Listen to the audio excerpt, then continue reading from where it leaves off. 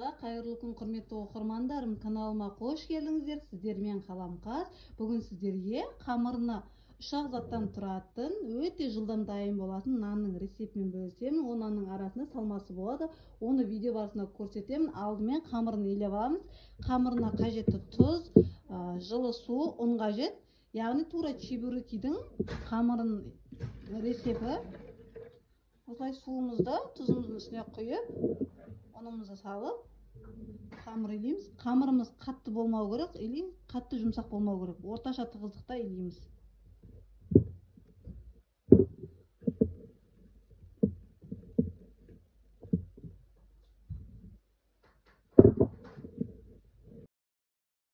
Қамырды илеп алдық. Енді бетін 10-15 минутқа жауып қоямыз. Енді арасына салатын салмасын дайындаймыз. Енді арасына салатын салмамызды дайындаймыз. Мен алдын ала осылай картопты қайнатып алдым.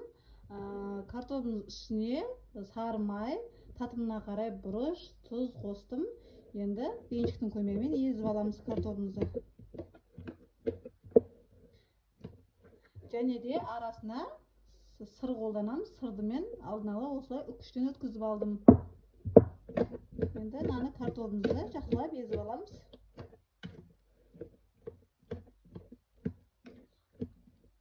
Салмаларымызды дайындап алдық. Мінекей картопымызды жақсылап езіп алдық. Сырымызды өткізіп алдық. Енді қамырымызды ашып жаятын боламыз.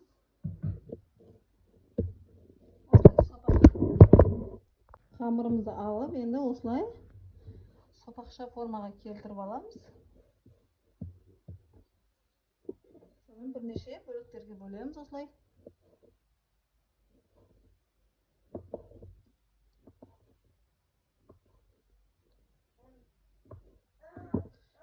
Мінекей менде 7 бөлік болып шықты. Енді қолымыздың көмегімен дайындап алдық. Енді оқтаудың көмегімен шетінен алып жаямыз.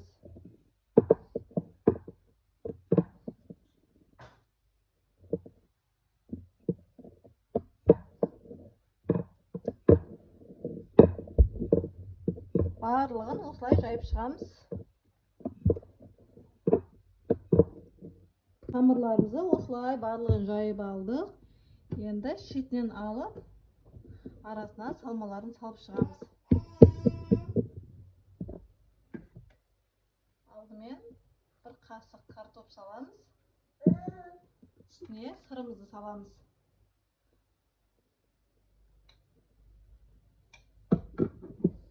Шетінен үстіп жинап қамырымызды түйеміз.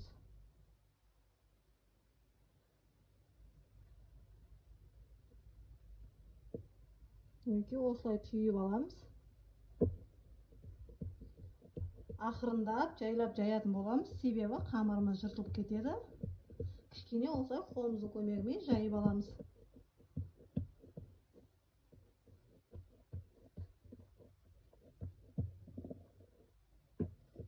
Мінекей осылай барлығын салмаларын салып шығамыз. Мінекей тағы да көрсетейін сіздерге. Бірінші картопымыздан саламыз. Бір қасық.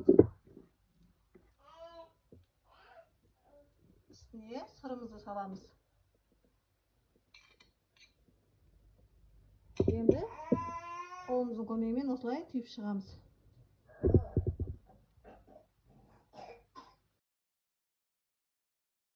Нандарымызды жайып болдық, арасына салмасын салып, енді табамызға пісіріп аламыз. Тұрған табамызға осылай сары майымызды жағып аламыз. Сұйық майда жарайды, негізі сары маймен жасаған әдемірек болады, дәмді болады. Нанымызды салдық, табамызға осылай айналдыра отырып пісіріп аламыз. Бетіне де кішкене сары май жағып жібереміз. Сары майды ертіп жақсаңыздар да болады. Менде кішкене қаттылау болып тұр.